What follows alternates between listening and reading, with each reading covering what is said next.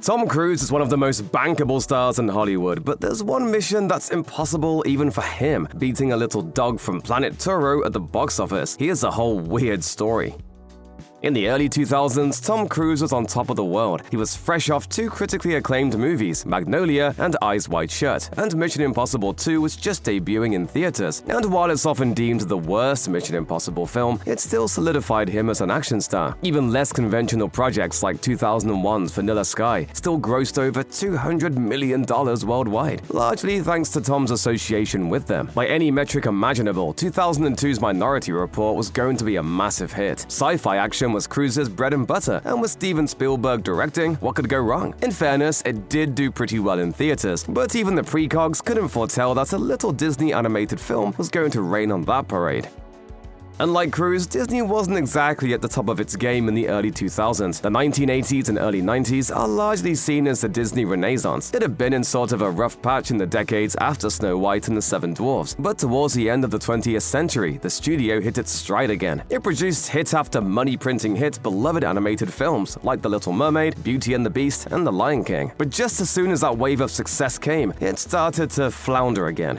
Did I miss something? The Fantasia sequel, Fantasia 2000, only grossed about $91 million worldwide on an $80 million budget. Similarly, The Emperor's New Groove's $170 million haul wasn't all that impressive against the $100 million it cost to make. And while Atlantis, The Lost Empire has developed something of a cult following in the decades since it came out, it only grossed $186 million against a $120 million budget, so it wasn't exactly buying any Disney execs a new yacht. In short, people just weren't turning up to see Disney movies the way they had a decade earlier. For reference, The Lion King made over $770 million during its initial theatrical run in 1994. And for those of you that are probably screaming Pixar at the screen right now, remember that Disney was only in charge of distribution for Pixar movies at the time. It didn't acquire the studio until 2006, so you can't exactly count films like Monsters Inc. or Toy Story as Disney successes. But out of the blue, a little alien came along to stitch back their box office dominance.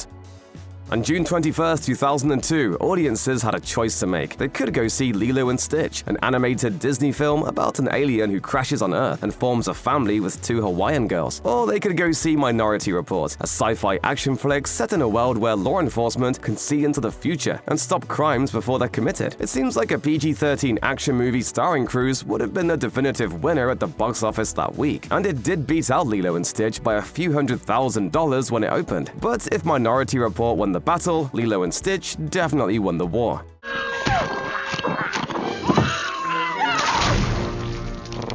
Domestically, the Disney film grossed $146 million, while Minority Report only took in $132 million. Technically, Cruise took the gold globally, with Minority Report raking in about $83 million more than Lilo and Stitch in international theaters. But when you account for budgets, things change a bit. Lilo and Stitch cost $80 million to make, roughly $20 million less than Minority Report. That means both movies earned about 3.5 times their budget. In the grand scheme of things, this was a win for both movies, both studios, and the audiences that had two great movies to watch in theaters at the same time. But considering Cruise was one of the biggest names in the world at the time, the fact remains that his movie basically reached a draw with a cartoon. Most people would be itching for a rematch, and he got one, eventually.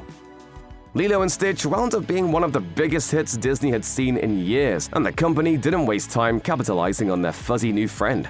Bring her back. Just a year after the film's release, Disney released a direct-to-video sequel, Stitch, the movie. This also served as a pilot for Lilo and Stitch, the series, which ran for 67 episodes on ABC Kids and the Disney Channel. In 2005, the film received another sequel, Lilo and Stitch 2, Stitch Has a Glitch, and since then the franchise has spawned some pretty bizarre spin-offs. The Stitch anime came out in 2008, and a Chinese show called Stitch and I premiered in 2017. The alien also received one of Disney's highest honors, his own theme park attraction. Stitch's Great Escape opened in Walt Disney World in 2004 and remained a popular ride until it closed in 2018. From there, he's become as much of a Disney mascot as Mickey Mouse or Donald Duck. He's appeared in games like Kingdom Hearts 2 and Disney Infinity. And oh yeah, there's the merch. Just in 2024, the Lilo and Stitch franchise brought in $2.6 billion in merchandise sales, an increase from the roughly $200 million it earned just a few years earlier. Looking at those numbers, it's no wonder Disney wanted to keep the good times rolling with a live-action Lilo and Stitch installment, which we got in 2025. While Stitch went on to fame and fortune almost immediately, the latter half of the aughts weren't great for Mr. Cruz. He jumped on Oprah's couch, called Matt Lauer glib in an awkward interview, and proceeded to make a lot of weird decisions that stemmed from his affiliation with the Church of Scientology. It wouldn't have been a shock for Tom Cruise's acting career to nosedive, but his workload never really dropped. Sure, he spent some of that time doing smaller roles, like his part in 2007's Lions for Lambs or his profanity-laden cameo in Tropic Thunder. But even so, something began to click again around the time Mission Impossible Ghost Protocol came out in 2011, and he's been back on top pretty much ever since. Back then, Cruise made headlines for doing his own stunts, most notably climbing the Burj Khalifa. While it wasn't the first time Cruise did his own stunt work, the internet's growing influence on pop culture helped get the word out that it scampered around the outside of the second tallest building in the world, and that probably earned him a lot of people's respect. This is just another day at work on Mission Impossible. From that point on, Cruise mainly dedicated himself to action roles. By the time the 2020s came along, he was famous for putting his well-being on the line for the sake of cool action sequences. That's one of the reasons that 2022's Top Gun Maverick grossed just shy of $1.5 billion. Suddenly, no one cared about Cruise's unusual personal beliefs, because who has time for that when you can watch him jump out of a plane wearing a burning parachute? And while he may have been on top of the world, literally and figuratively, his greatest adversary was waiting in the wings, ready to strike.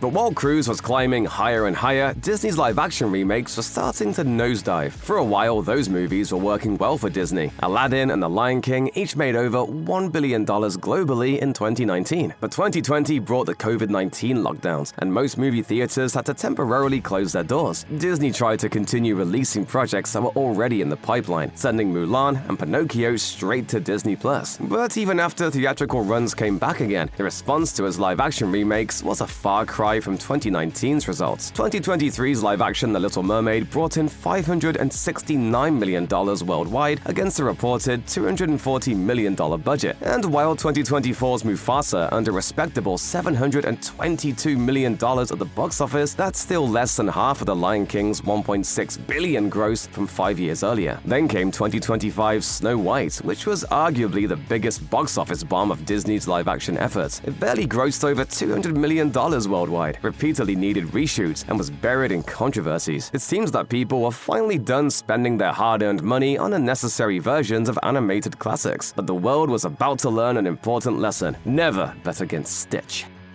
On May 23, 2025, Tom Cruise somehow found himself up against Lilo and Stitch at the box office for a second time. This time, Cruise's film was Mission Impossible: The Final Reckoning. And even if it doesn't wind up being the last Mission Impossible movie, it does feel like the end of an era. The action franchise has evolved from tense spy stories into the gold standard for cinematic spectacle, as Cruise has continued risking his life in increasingly entertaining ways. The studios seem to have realized this as well, as a lot of the marketing for the last Mission Impossible movies has centered on behind-the-scenes looks at Cruise's insane stunts. Meanwhile, the live-action Lilo and Stitch is Lilo and Stitch. It feels a lot like the original, but it does have a few notable changes. For one thing, its new ending completely undoes the message of the original film by sending Nani away from Lilo to attend college in California. Ohana means family. Family means nobody gets left behind or forgotten. But even this change couldn't hurt the film's profits. By early June, it stood at $773 million worldwide against a $100 million budget, which blows the original film's gross out of the water. Final Reckoning, on the other hand, hit around $450 million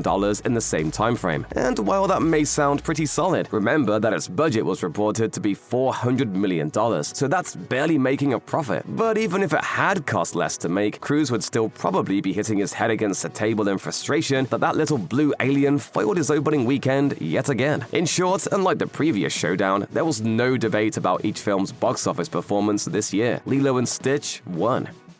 It may seem like some hilarious karmic anomaly that a Cruise movie has premiered the same day as Lilo and Stitch twice, but there's actually a perfectly logical explanation for it: counter-programming. When it comes to film distribution, studios naturally want to make as much money as possible. Because of this, it doesn't make sense to release two films that target roughly the same demographic in the same opening weekend. So studios often release different kinds of films so that they don't cannibalize each other's profits. In other words, Barbenheimer didn't just happen for the memes. Lilo and Stitch is meant to be fun for the whole adult family, while both Minority Report and Mission Impossible: The Final Reckoning were more mature action projects aimed at older audiences. This model works really well because a single family could even split the difference between the two movies. One parent could take their younger children to Lilo and Stitch, while the other takes the older kids to the new Cruise flick. Now, we're not saying some Disney exec doesn't have it out for Tom Cruise for some unknown reason. What we are saying is that if that person exists, they have some plausible deniability thanks to counter-programming.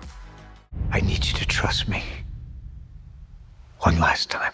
Let's take one more look at the scoreboard. In 2002, Lilo and Stitch and Minority Report came to what's essentially a draw financially. 23 years later, Lilo and Stitch delivered what we could only call a knockout punch against Final Reckoning. But before declaring a real victor here, it seems only fair to give Cruise one more shot at opening a movie against Stitch, and that could be a real possibility. Nothing's been confirmed about whether the live-action Lilo and Stitch will get a sequel, but did you hear those box office numbers we just said? Of course it will. Stitch is a little blue ATM, even ahead of the remake's release. Disney Entertainment co-chairman Alan Bergman told the Wall Street Journal, "It feels like Lilo and Stitch is going to work very well, and it's the kind of property that lends itself to more. And while a second live-action Lilo and Stitch would be fun to see, a sequel would also give Disney the chance to sell a lot more merch." As for Cruise, he has plenty of high-profile projects in the works. There's Top Gun 3, which could easily take home another $1 billion if it's made with the same love that Maverick was. On top of that, Cruise also has a Days of Thunder sequel lined up, and he's apparently going to be in the first movie to ever film in space. So Tom and Stitch may very well be destined to do this dance again, if Cruise doesn't make a conscious effort to avoid lining up another premiere with a Lilo and Stitch sequel. Either way, our advice to Mr. Cruise is simple. If he embraces this rivalry and continues risking his body for our amusement, he may still have a chance at showing up this tiny blue menace once and for all.